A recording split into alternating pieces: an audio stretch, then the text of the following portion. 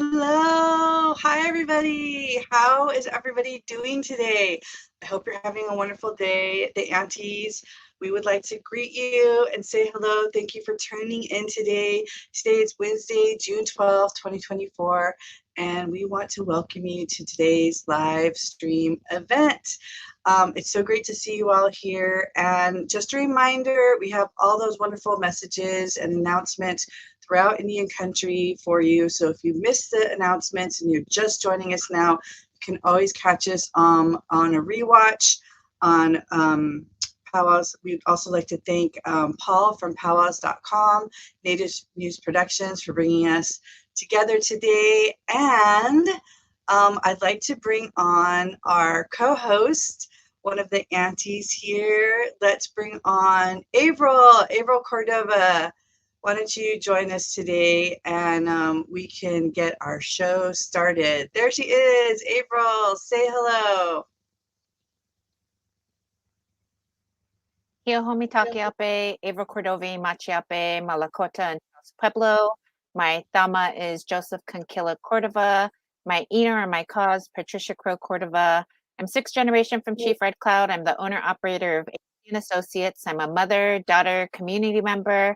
I'm a Unci, which is a grandmother, an auntie, a sissy or a sister, and I'm very honored to be here today with my sister from another mister, Jennifer Varenchek, and my our special guest host, a great friend, a great colleague, a great individual to have on our show. We're gonna laugh. We're gonna be virtually visiting, and I'm just very excited to be here. So thanks all for being here.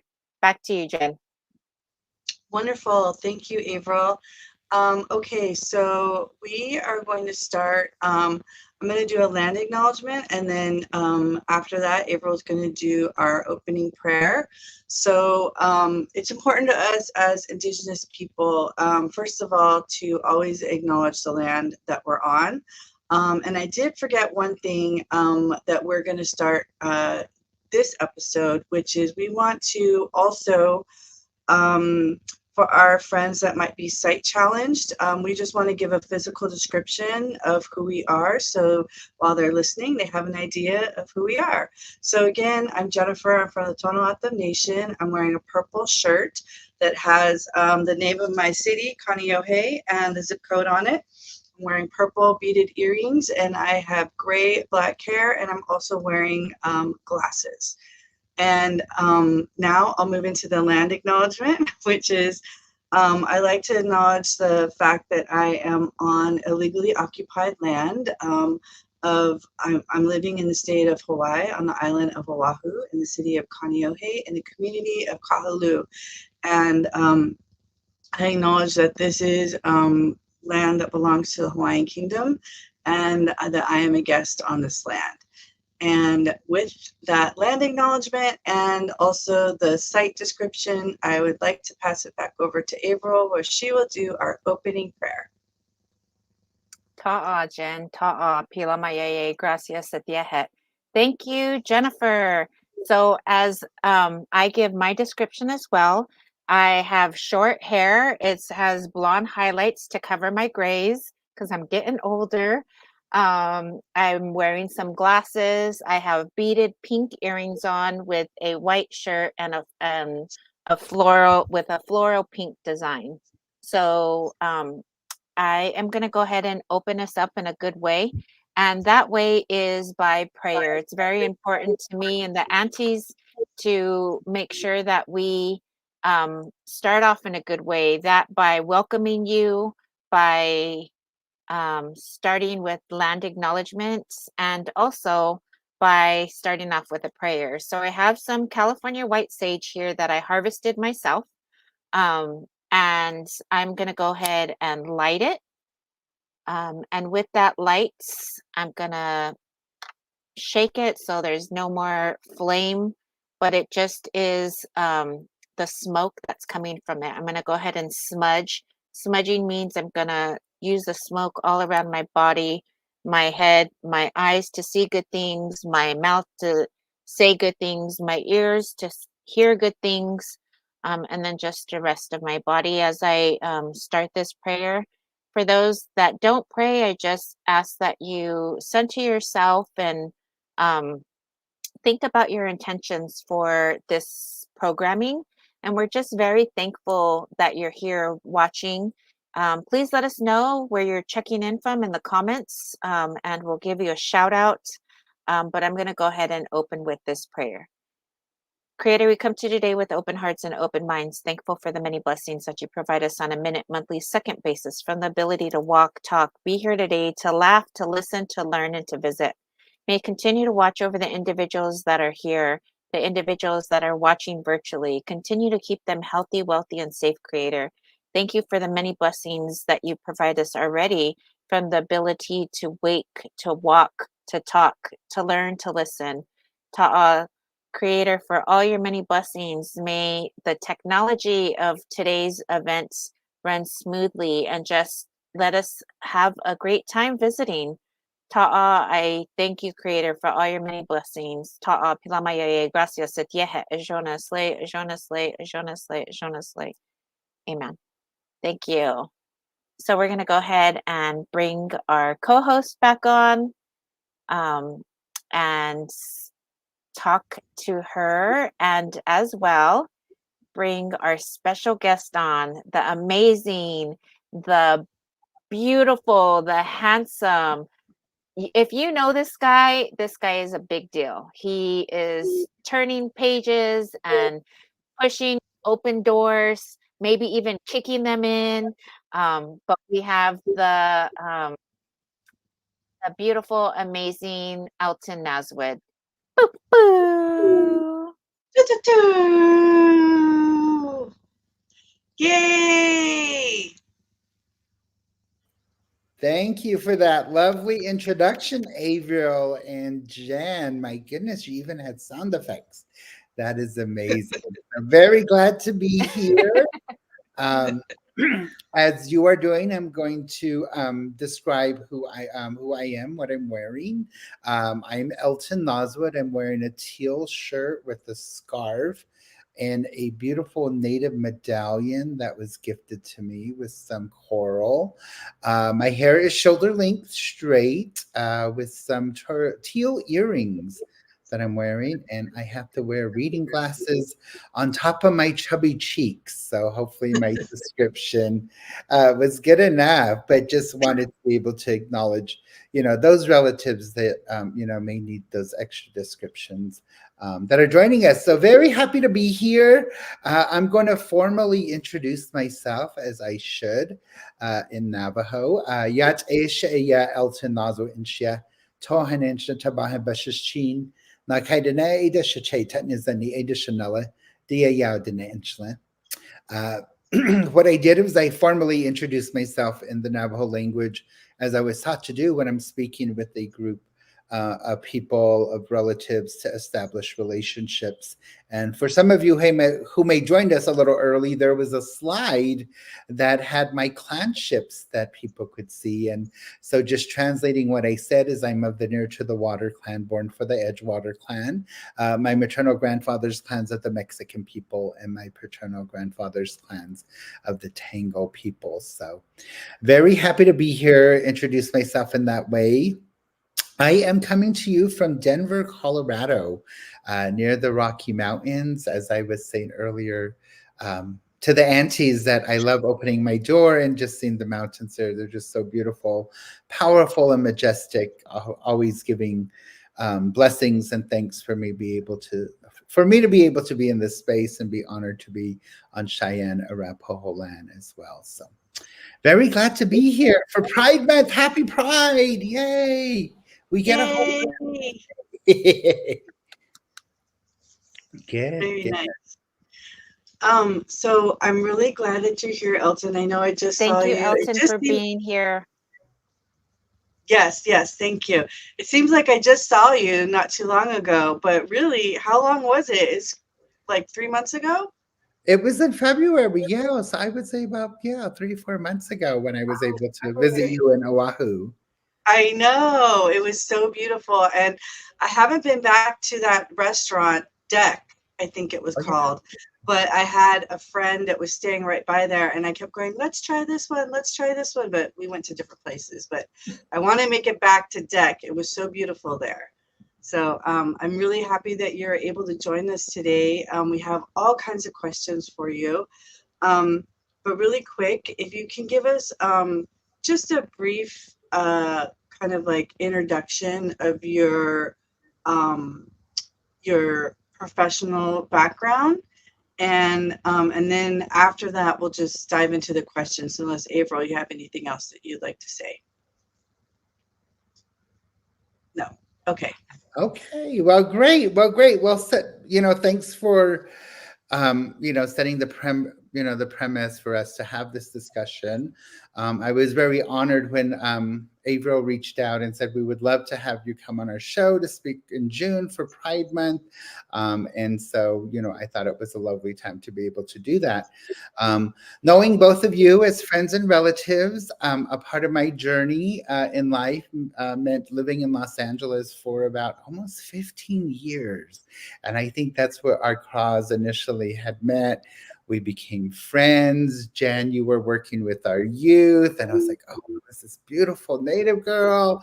And then Averill, I met with some community work, just smiling and hugging. And I got to meet your late mother as well. And so just making those relationships were very meaningful to me when I lived in LA, as well as the part of the general American Indian community. Being a part of that was really meaningful and special for me, and really shaped me, in the work that I did. Particularly living in an urban area, and so I started out after grad school, working with a nonprofit organization, thinking I was going to be a lawyer. I was like, okay, I'm going to fight the government, tribal law. So I started out in that, and it was very good. It was very good. I didn't decide to go to law school, but working with an organization, the Tribal Law and Policy Institute, which is, God, been around for over 25 years now. But they do a lot of great tribal law work, legal work. So I kind of learned firsthand working with them, rather than going to the formal law school, and that really piqued my interest in a lot of the work that I've done since, in terms of tribal rights, tribal sovereignty, just being Native. I think we always are going to have that legal relationship and understanding. So so that was kind of the beginning of my career, and then I went into public health. There at AIDS Project Los Angeles, which really opened me up personally, to do work amongst the Two-Spirit LGBT community there in LA. And I was fortunate enough to establish a program called the Red Circle Project, which was an HIV prevention program, but also helped our relatives who were HIV positive. And it became a great support group for individuals who identified. And that ran a number of years, but that really allowed me to look at some of the issues around our Two-Spirit community, our LGBT community. And then after that, I continued working nationally with the National Native American AIDS Prevention Center, continuing to do what I learned and did in LA, but doing that with different tribal communities, throughout the country. A lot of times talking about HIV and AIDS, is kind of taboo. There's still a stigma that associated with it. So it was a challenging field, but it was an important field, that I went into and continued to do some work in as well. And then I was fortunate enough to work in the DC area, working as a federal contractor with the Office of Minority Health, where I oversaw some work with the American Indian Alaska Native portfolio. So kind of got that federal experience, which was really great. Learned a lot of what politics is about. And then I had to leave for my own health and wellness. I won't say what year I left, but some of you may know when I did leave. And I came back to Denver, and then again got back into tribal law. So working with tribal court and tribal judges. And hopefully very soon I can announce some big news that is going to be happening in the next few weeks in terms of transitioning, and continue to work particularly with our Native Two-Spirit LGBTQ community as well. So, so all of that in a nutshell, kind of is a well-rounded experience of kind of the work that I've done, continue to do, and advocate for in that sense. Yay! I love it. I love hearing all the different phases and going, yep, I remember that. I remember that. Like maybe like during some of them, I was like, oh yeah, I didn't really like. There are times, as in all friendships, but especially in Indian country, where it's like you spend a very concentrated, focused time with somebody, and then they kind of like everyone goes off and does their own thing, and you just kind of see each other on social media and hear whisperings in the wind, about what's happening.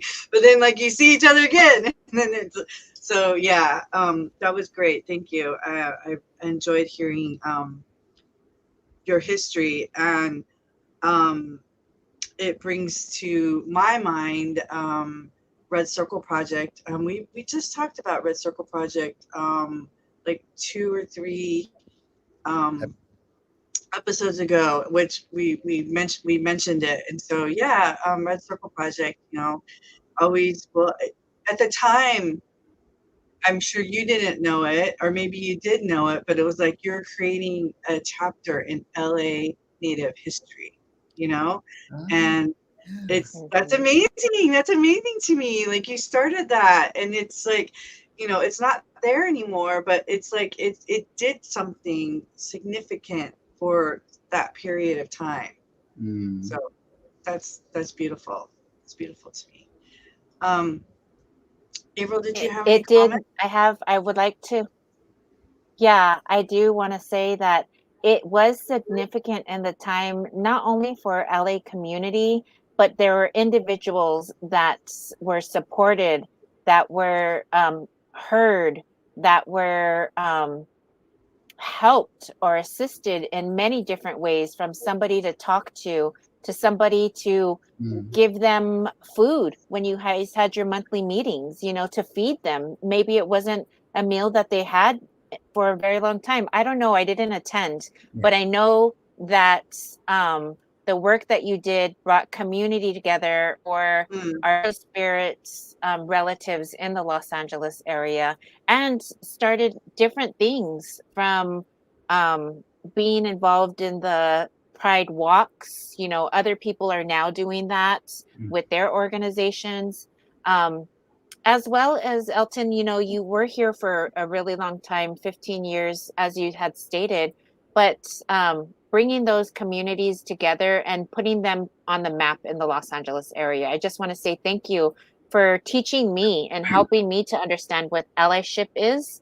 My mm, question before we get into the questions that we do have is, now that you've been to different areas on Turtle Island, in Indian Country, and DC, now in Denver. Before the show started, I was asking how my nephew was, because you're in his area. How is the different cities com- compared to Los Angeles? Do they have a tight knit support group?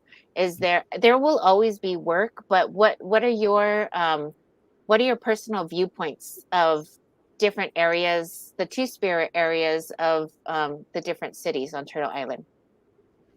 Yes, thank you, Averill, for asking that question. And, as well, Jennifer, I never really saw the work that I did in LA as work. I felt like it was building community, and to hear from individuals who are and were a part of that urban community, the meaningfulness of the project, means a lot to me.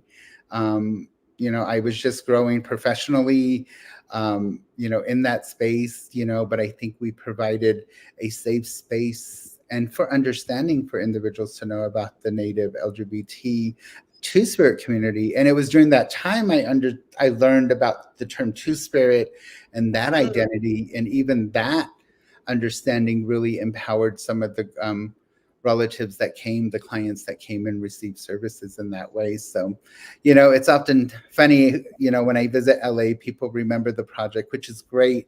But even some of those relatives, those clients still come up to me. It's amazing. I was just at a powwow a couple of years ago, and one of my clients came up and said hi and was like, I'm still sober, because of the Red Circle Project. And it just really made me proud to know that people still utilize those skills that they were taught, but then, for them, for themselves. But anyway, needless to say, it was a great project. It brought community together. It destigmatized not only HIV and AIDS, but then it also, the understanding of being gay, of being two-spirit. We even had a community powwow that was in West Hollywood, which community came together and felt comfortable in coming to a space and into West Hollywood, right? So, it was a great opportunity. But back to Avril's question, I've been fortunate enough to go and visit different tribal communities, and oftentimes I'm who I am. I'm bright, I'm vibrant. You obviously can tell that I'm LGBT, I'm two-spirit, so I don't necessarily have to come out. But, I'm very comfortable in going in those spaces because I'm very confident in who I am. And when I go into those spaces, I always feel that there's a need and understanding in tribal communities, more so in reservation, rural communities, because of our colonization process of Native people, right? Our trauma activities that happen to us has really taken away that identity of two-spirit, of LGBT individuals.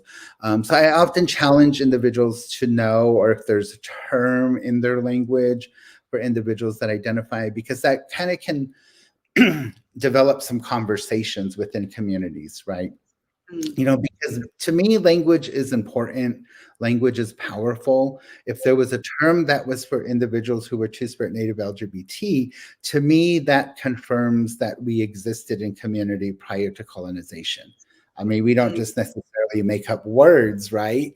For individuals, there is a story, there is a history of why we have these terms. So oftentimes when I go into those communities, that's one of the first challenges that I get. And then the second thing is just people just feel, particularly in our own communities, that just saying the words gay, lesbian, trans, two-spirit is something that people can't feel like they're not empowered to say and identify. And once people feel that opportunity to say it, it's kind of funny because their guard is let down. Or when I'm presenting, people, are learning, but then after the presentation, they'll come up and say, oh, my uncle's that way, right? Oh, my auntie's that way. Or they're nagle, or, it's the one-on-one, I think, is more comfortable for individuals to come and talk about, the identity. But people feel like I often feel like in our communities, there's always a relation, right?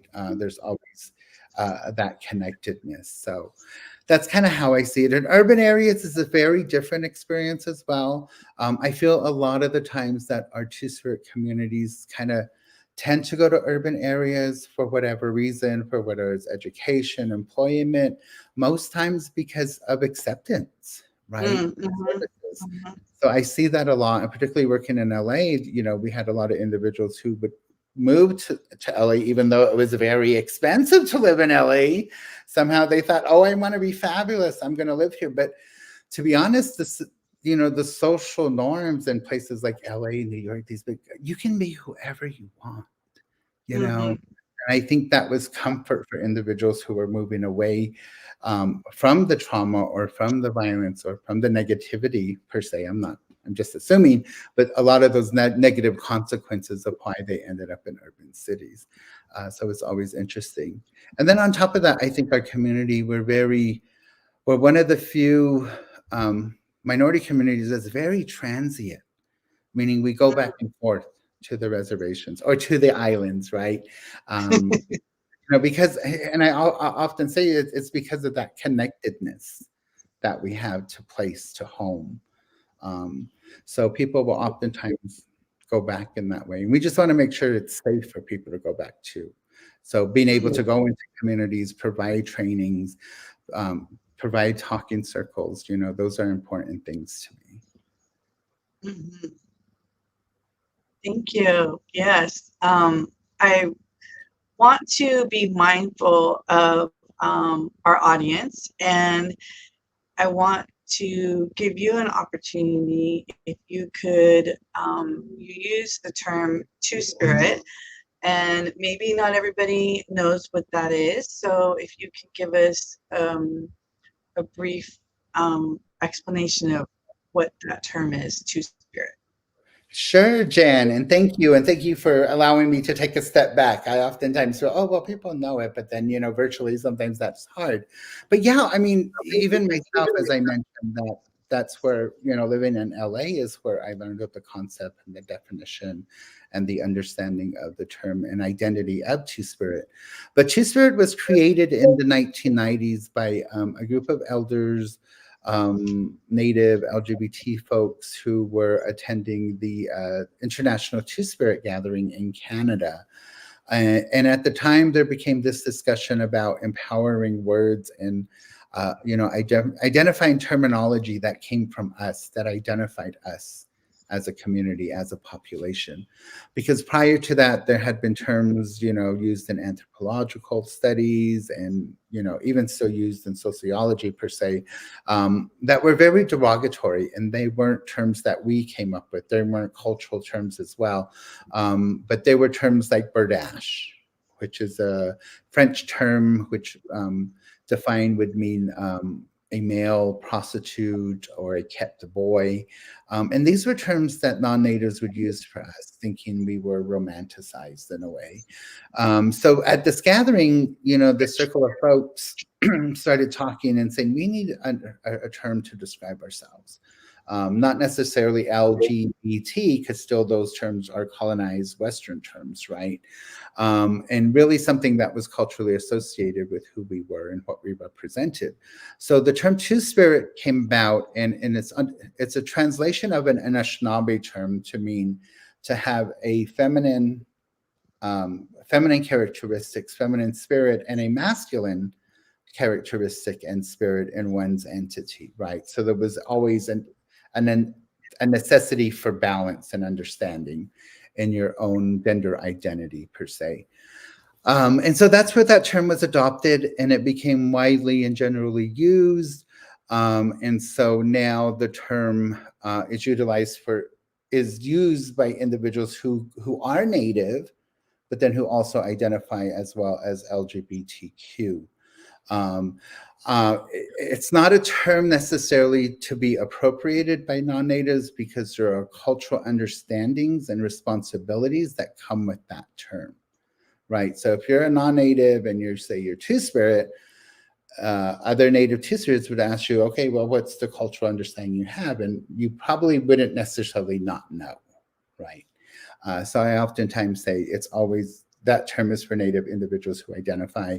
But then also, too, it's a self-identifying terms even within our own community, because this was coined 20 years ago. And, I know even in our Two-Spirit community, there has been requests to revisit the term and the definition, right? Because now we probably have two generations that have gone on. So anyway, point being, is that when the term is translated into other Native cultures and understandings, for instance, Navajo, if I were to say I'm Two-Spirit in Navajo, in the Navajo language, it would have a totally different meaning. It would mean to have a good spirit and a negative spirit, right? It wouldn't necessarily have to do with gender identity in that way. So a lot of tribes have that. So a lot of individuals don't identify as Two-Spirit because of their strong cultural understandings, which is okay. But individuals like myself, I'm comfortable in identifying as Two-Spirit because I primarily live away from the res. But when I go back to the res, I don't say I'm Two-Spirit, right? I don't want to. But yeah, so that is kind of just an umbrella definition of the term Two-Spirit. Awesome. Thank you. I feel like I know for sure that I have non-native friends or followers that tune into this. So I always want to take like a step back and think like I am privy to all this information just because I've known you and other individuals and, worked with Red Circle Project, things like that. So it's a part of my Mhm.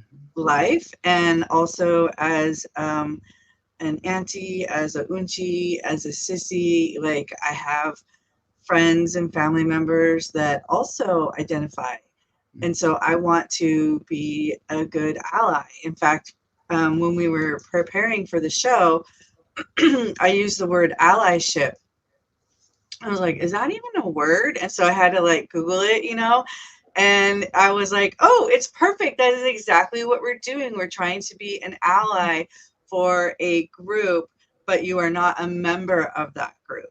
And so I was like, that's what we're doing. We're in allyship right now.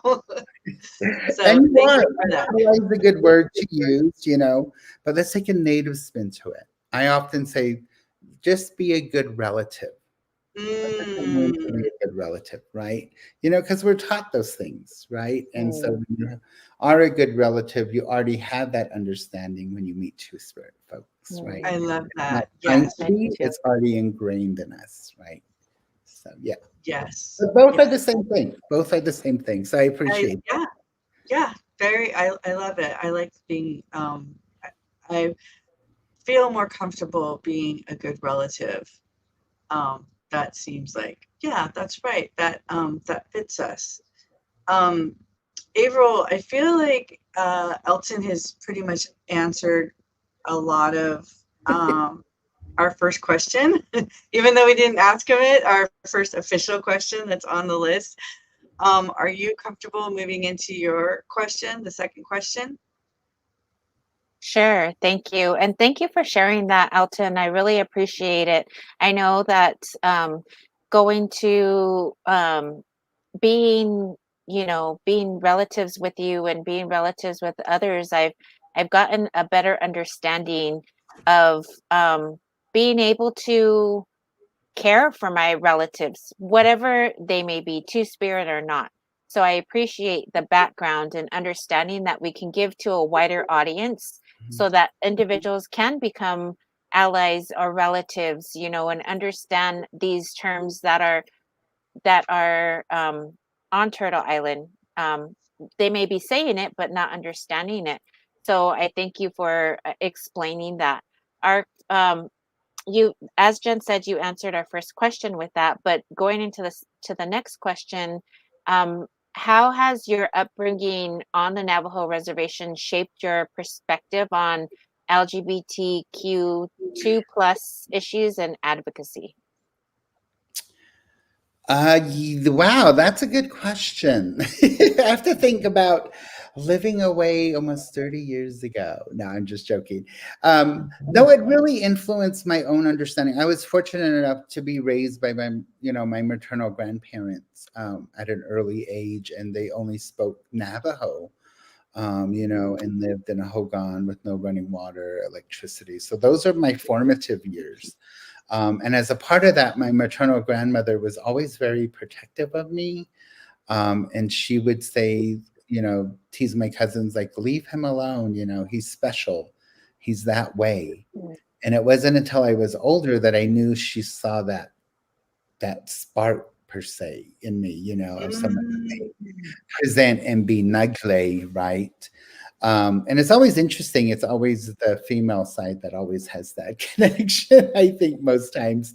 But that's kind of my early memory. And then continue to growing up, one of my older aunts, who unfortunately my grandmother passed when I was very young too, before I got into kindergarten. But my older aunt kind of stepped in and played that role. I remember her when I was young telling a story about the Nagle, and that was the first time I heard the term, and mm, telling about the separation of the sexes, right, in our creation story, and that the Nagle brought them together. And I remember them talking about that, and it wasn't until when I was an undergrad that I remembered that story while I was doing research. mm, And one of the researchers, Paul Zobrog, wrote about the Nagle, a Navajo, and I connected that with my aunt's story. And I was like, wow, this is who I am. mm, This is quote unquote what I am, right? This is mm, what grandma saw in me. And so it all kind of connected the dots. And for me, growing up, I didn't really have a lot of negative experiences growing up on the reservation. Maybe because one of my older brothers was also Negle, but in high school, yes, there was teasing, but nothing really derogatory. And it wasn't Mm, until I went away and lived in Phoenix when I was going to undergrad that this homophobia, as I now know what it was, I experienced, and it was a really an ugly feeling. And being called faggot on campus, right? That term, that was the first time I heard that term used like that, directed negatively at me, and it mm, really impacted me. Like, wow, Mm, my family loved me, my community loved me, like on the res, like now I'm off the res and they're saying bad stuff to me, and I mm, felt it. mm, So I really had to navigate that understanding, that cultural understanding and acceptance of being Navajo and then being away from home, right? But those are kind of my understandings of who I am of being Navajo, and the mm. term again, Negle, and all that is a part of that identity as well. So yeah, growing up on the res, I think really influenced me positively in that way and allows me to kind of talk about that experience as well. That's very interesting how we can be connected to our communities on our reservations or in our community Yeah. and know as relatives that we take care of each other. Um, Also, having different words, because I know in different tribal nations, there's different terms or words that um, describe um, two spirit individuals. And I would challenge everybody that's watching this to find out what word is used in your tribal nations. If you have if you have somebody to connect with, or if you can ask, especially during this month. I mean, it's I know you get 1 month, but it's every day for you. So, and that helps with cultural understandings as well, or cultural teachings. Mhm. So thank you for sharing. Jen, I'll turn it over to you for the next one. okay, great. Thank you. Yes, thank you for sharing. I appreciate it. I love hearing all your answers because you not just answer, but it's like you take us on a journey with your answer. So, and She's I'm an here. elder now. She's an elder. She's a storyteller. I I'm just turned 50, so here, I'm popcorn, just listening to your story. Okay. What educational initiatives or resources do you believe are crucial for increasing awareness and understanding of two-spirit identities in both Indigenous and non-Indigenous communities? It's like a everything. No, I'm just joking. Yeah, that is an important question. And I think a part of it does start at home, particularly for our mm, indigenous communities. As parents, as guardians, that's kind of a responsibility, right? That we're given, making sure everyone's safe, maybe making sure everyone feels safe and identifying on who they are. So I think that's the first thing. And then so secondarily, our educational system, unfortunately, sometimes they become politicized, which is just interesting in the last 10 years, how the LGBT identity in the general society and American society is kind of being like attacked, which is mm, my own personal take. But I think as Indigenous people, we've always had our identities. We've always been here. We always will continue to be. Um, mm, but in terms of education, I think including that identity in some of our tribal schools is important. One of the big things I always promote is, for a lot of adults and a lot of agencies who work with tribal communities, is the Tribal Equity Toolkit, which is on Mm, its 3.0. It's been revised 3 times, but it's a wonderful resource that was developed out of the Lewis and Clark Graduate School by Two Spirit individuals, and now it's with the National Child Welfare Workforce Institute, I believe. But you could get that resource. Just Google Tribal Equity Toolkit. It talks about LGBT two-spirit individuals. It gives examples of policy for tribal agencies to use, protection orders, same-sex marriage initiatives, all for tribal communities. I find it a valuable resource to look at. They've done a wonderful job. Also, another agency that does really good work is the Northwest Portland Area Indian Health Board. They have a Two-Spirit LGBTQ program. They have wonderful social marketing posters that individuals can order of people, rainbows, and and put those up in your offices. That makes oftentimes that lets individuals know it's a safe place. So they're another great resource. They also do some great programming. Indian Health Services. I know everyone is like, oh, IHS.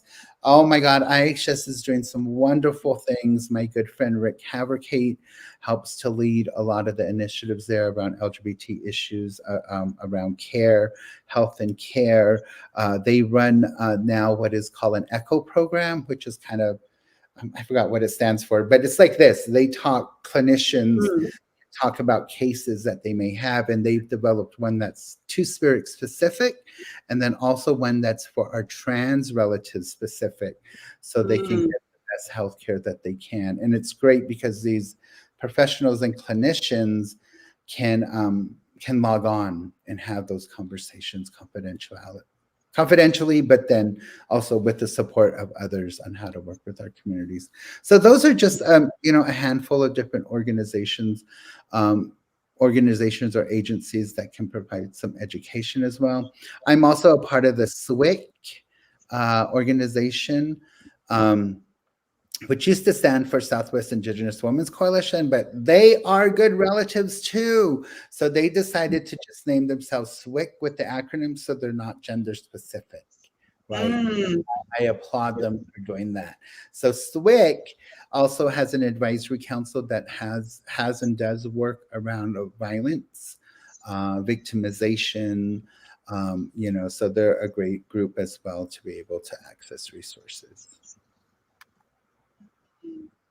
Those are all great resources, and thank you so much for letting our communities know. The moderation has put that information in the comments, so people can definitely click on those links and get access to that. Thank you so much for answering that question. And this is what this is about, informing our relatives, allowing them to know, to be better, to know better, and to continue to learn. For sure. Our next question is, how do you see the progress and challenges in HIV or AIDS awareness and prevention efforts among Native and Indigenous communities today? Good question. Well, I'm trying to retire out of the field, and I keep saying that, but I keep getting. But there still are challenges amongst our wellness for our community. HIV/AIDS being one of them. It's not necessarily talked about as much. I think the COVID pandemic kind of reintroduced us to the understanding of how viruses work. It was interesting because during the pandemic, I kind of put on my HIV hat, which I would train in to get through, right? The prevention methods, talk about how to, so it was a very interesting experience for me in that way. But in terms of HIV/AIDS, it's still on the rise. People are still at risk. But what we're seeing now post-pandemic per se is a rise in STIs, sexually transmitted infections, which were formerly sexually transmitted diseases, but now they're STIs. We're seeing a lot of uptake on that in our communities: syphilis, gonorrhea, because everybody we were all kind of locked up, right? We weren't playing around, we weren't having fun. Hey, and then now post pandemic, everyone's kind of like having fun again. So we're seeing those rates rise. Fortunately enough, in the HIV prevention field, we've kind of advanced biomedically. So now we have medications such as PrEP, which is pre-exposure prophylaxis that individuals who are HIV negative can take, so they won't become HIV positive. So that's a great, prevention tool that individuals have access to, and you can get PrEP at most IHS clinics as well, which is great. So there are some advances other than the traditional prevention methods of using condoms, less partners. Yes, still do that, but then also, consider taking PrEP as well. And then for our HIV positive clients, the medications have advanced as well. So we have a lot of individuals who are living longer lives with the right type of medications that they're receiving. But in our communities, the first thing again that we always need to do is make it routine. Get tested when you go into the clinic. If they ask you if you want to get tested, you're there. They'll have your blood. Might as well do it, right? So they oftentimes tell individuals, make that a part of your routine. You yourself know your risk. So if you know you're really risky, do it every 6 months. If you know you're not too risky, do it annually, and for our Native females, do it as a part of your checkup as well. See, you're so good at that. I know you're trying to retire that area, but it's like it just comes out naturally and you're so good at it, and I'm listening and I'm going, yeah, I should. Or I was flashing back to when I would go into the truck to get tested, because there would be a mobile truck at PowWows, and you would get some kind of gift card or reward if you would go in and get tested. And so it is very important to get tested. Protect your pink parts. Yeah, that's right. I remember that.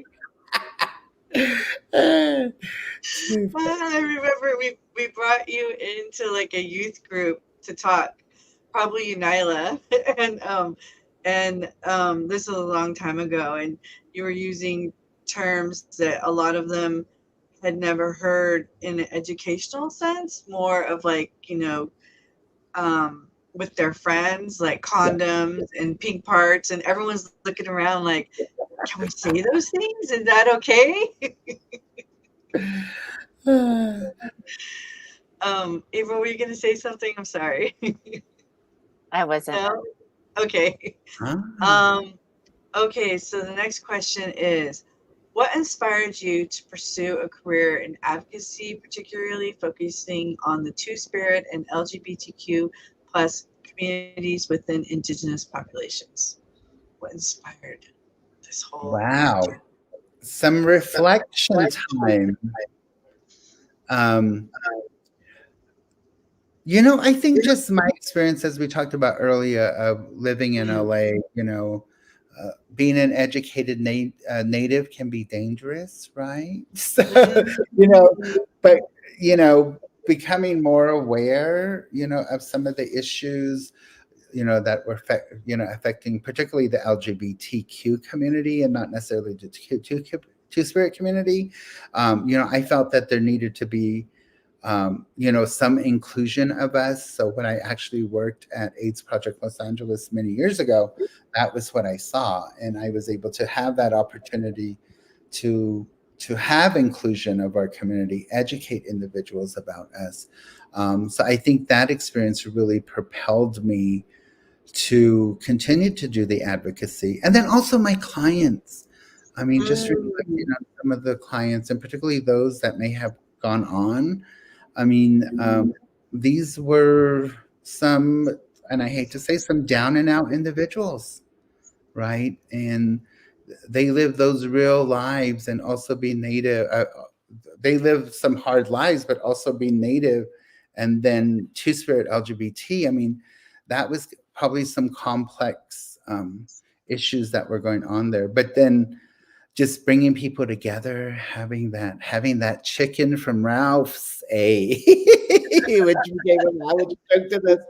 But for some of them, as April said, that was their only meal for the week, and I was taught, you bring someone into your home, you feed them, you get to know them, and that was kind of the same concept I used with my support group. And at one point we had about at least 20 people who identified and that would come.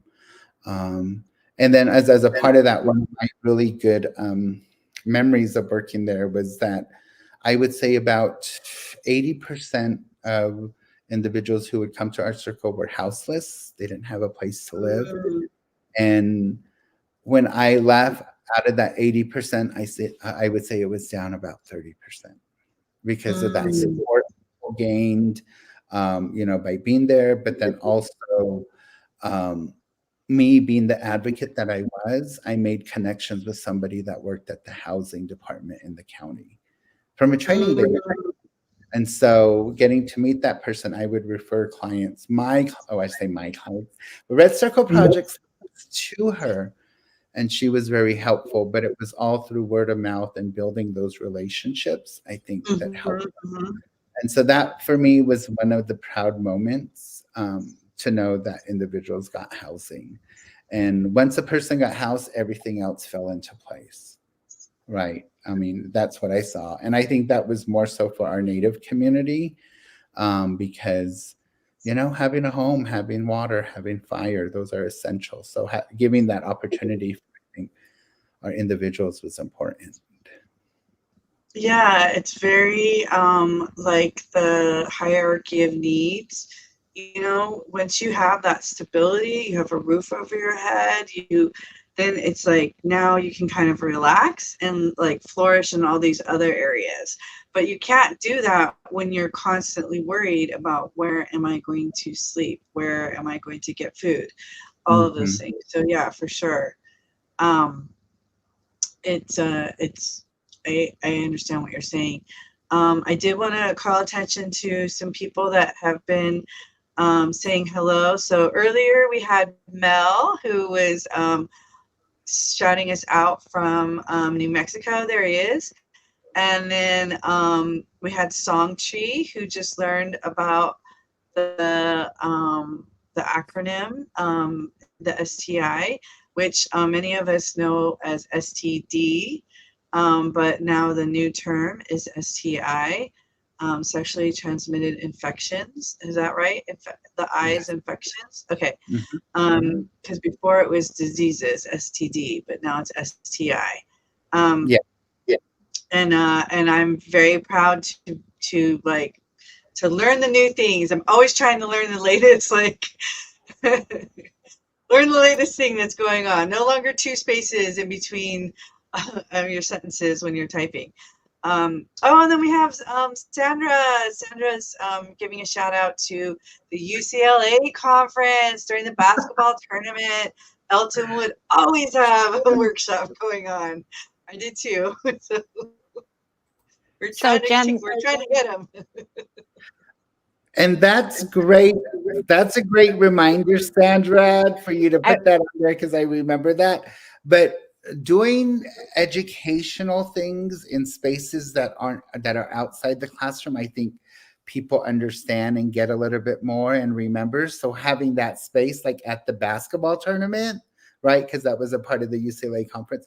I think that gave us an opportunity to reach people that may not have even heard about it if we did it like in a classroom or if they had to go to it, right? So that was a great opportunity. So thank you for allowing us to have that space too back then and to continue to do it. Yes.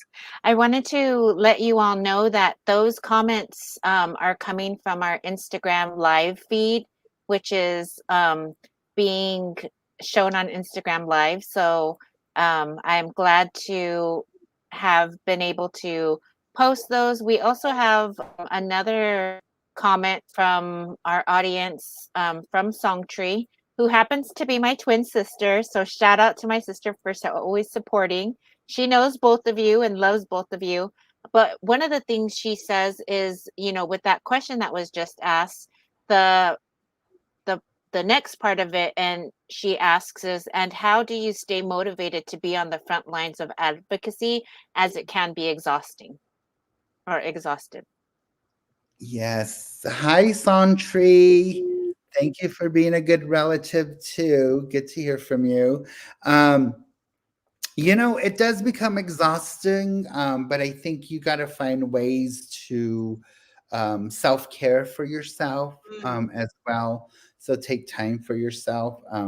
Earlier this year, I was going through a lot of deep mental issues which I didn't talk about publicly with a lot of people, and that kind of limited my advocacy work that I always used to doing, but I had to take care of myself, and I honestly Mhm. feel like it was the effects of coming out of COVID because I lived alone.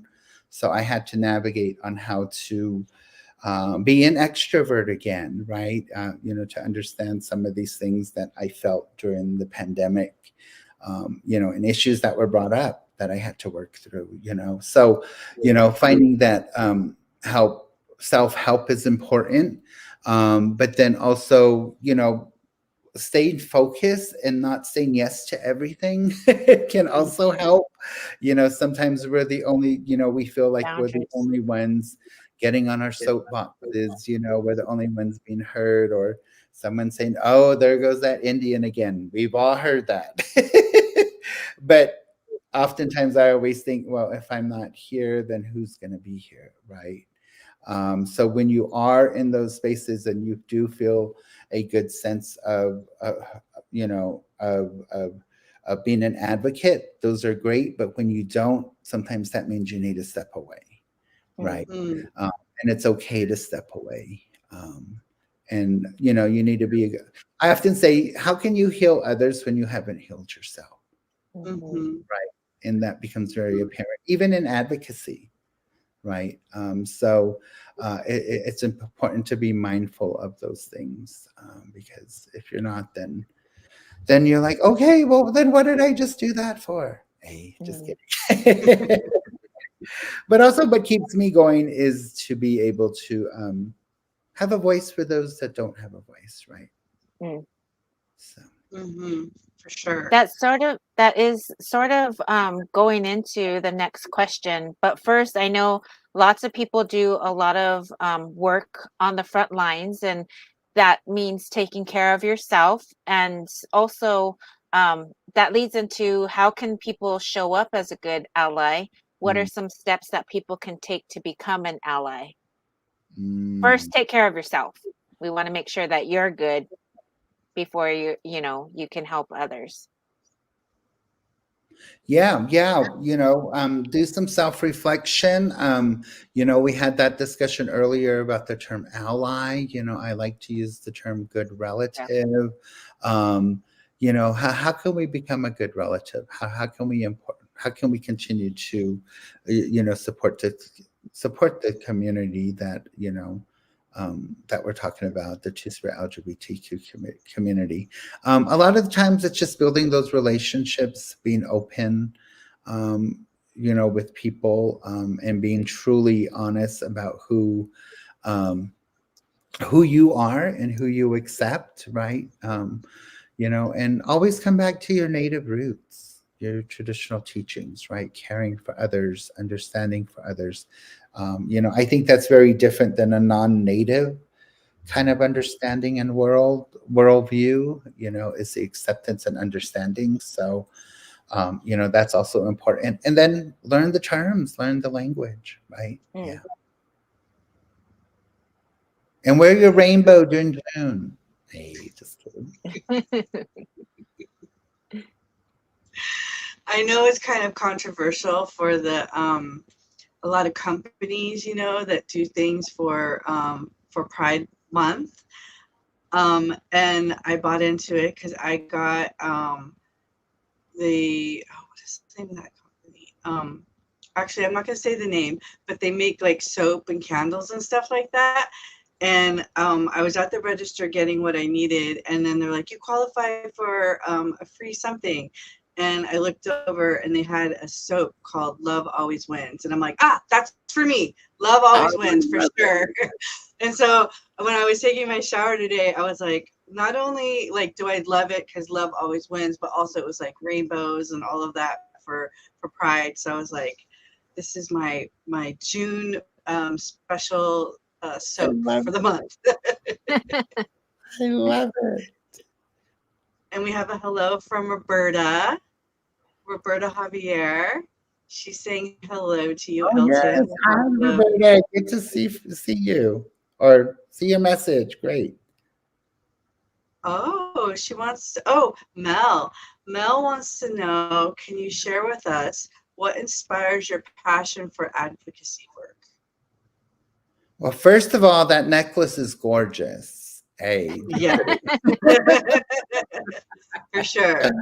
Uh, yes, gotta give him props. One of my favorite artists as well, Mel. So thank you for the question.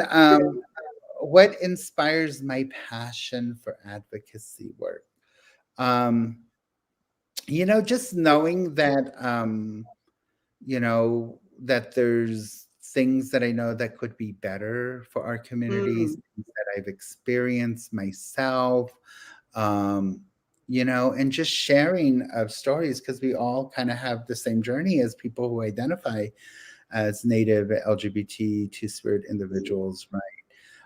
So that inspires me, to continue to do the advocacy work, and then also just having that ability to be invited into spaces sometimes also allows me to advocate non-traditional spaces, whether it's in certain meetings or meeting certain high-level individuals. Those are opportunities that I often find to be able to be like, hey, I'm Two-Spirit and we have a community. So just learning those different ways of communication also helps to inspire me. And then just the response I get from individuals and from agencies, if I can change one mind or if I can educate one mind, then it's worth the work that I'm doing. So getting these comments, getting these feedback, this feedback, on a topic that we don't necessarily always talk about, right?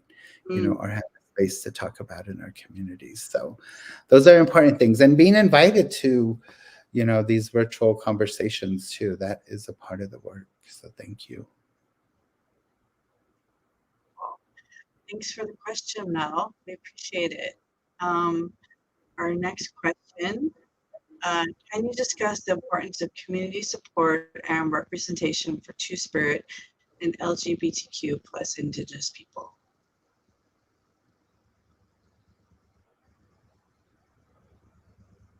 Um, well, acceptance, love, um, those are important values that we share. You know, um, Understandings, compassion. Those are some of the words that just kind of come up to me looking at this question. Um, I was told once by a Navajo or a Navajo elder, a Navajo medicine person that the world won't be balanced until the Nugly come back, until the Nugly are represented, right? And so for Mm. me, that's the world won't be balanced again until our Two-Spirit people are back in the circle, right? Or welcome back, and we're seeing that little by little, and so Mm-hmm. hopefully in that way we'll be able to be welcomed back in a good way. And for some of us, be reintroduced because we were always a part of that circle, right? Mm, yeah, So, for sure. That is important. That would be a good um, sign if everyone can just be who they are and welcomed as they are. Then that would be a time to show.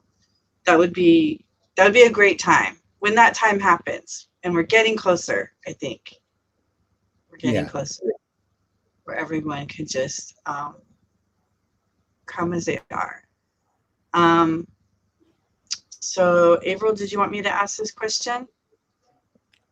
I think we might have had that No, already. I got it. We did. I just want to. Oh, my bad. Thanks for keeping me on track, Elton.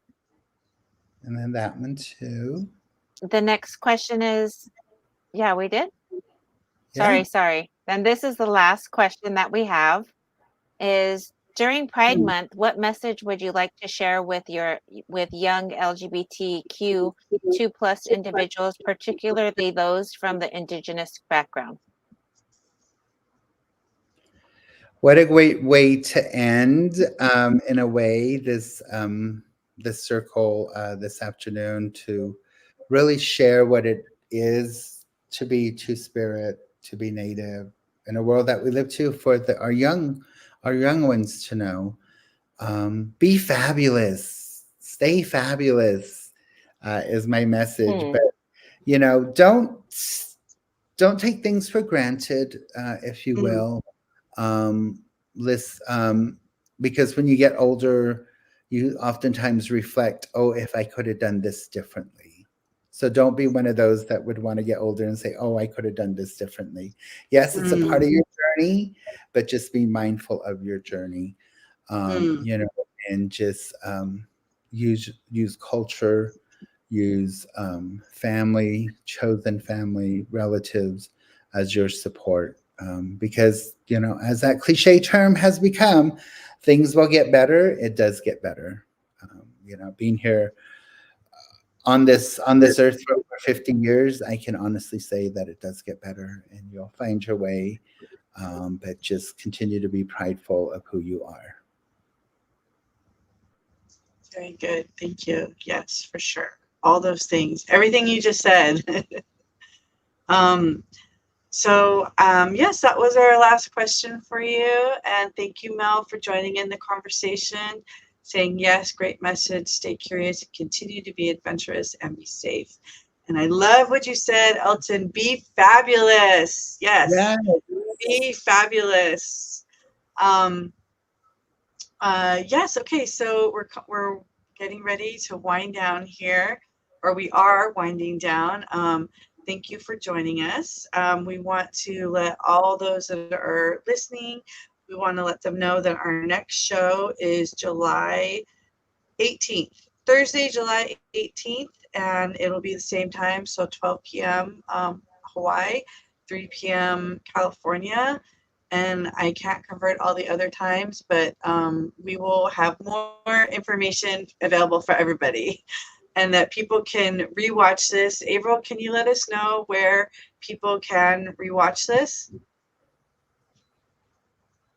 Sure. Well, actually, right now it's happening on, people can see it live on Instagram Live. It won't be available after. However, the other places that you can see this are on YouTube, on Facebook, on LinkedIn, and on Twitch. Wonderful. Um, and I know I shared it on my timeline. I'll share it again later.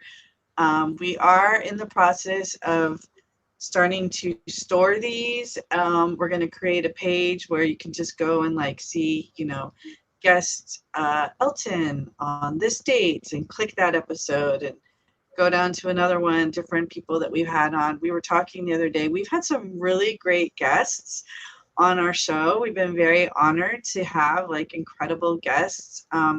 We had Naomi from the White House, Naomi Miguel. She was on.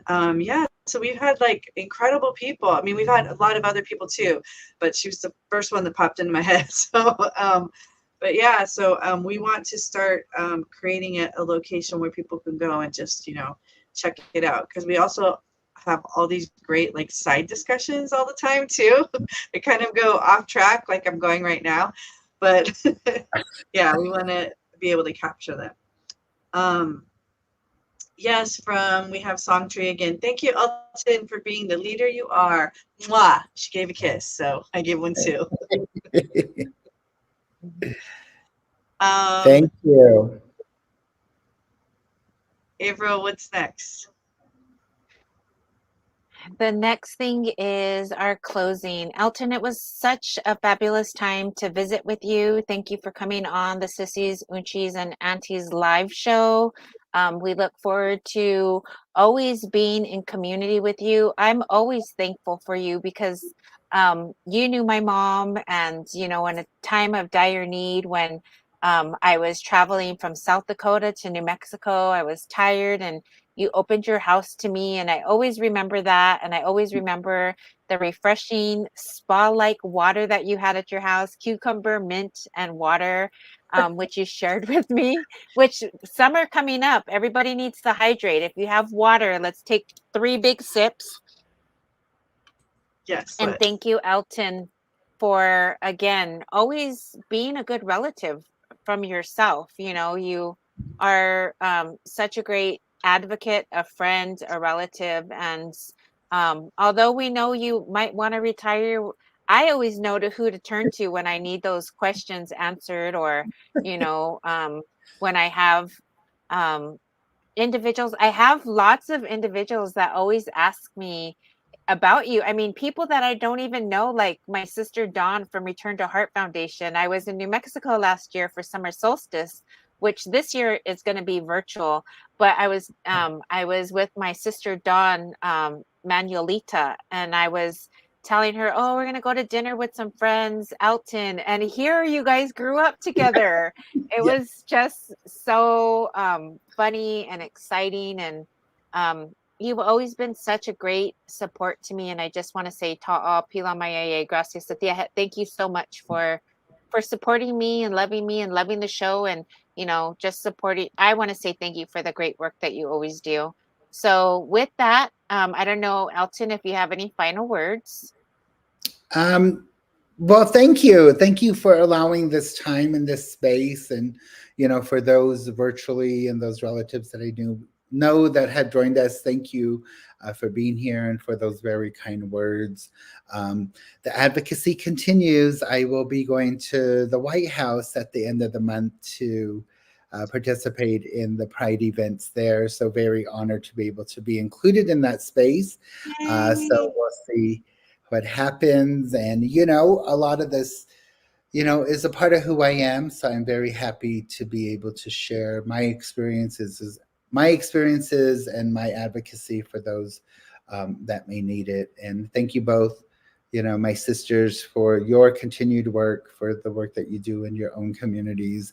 And just to see you both flourish, as beautiful Indigenous women, um, having a beautiful place to be, Jennifer, and a beautiful partner that you have. I'm still trying to manifest, girl. I'm manifesting that.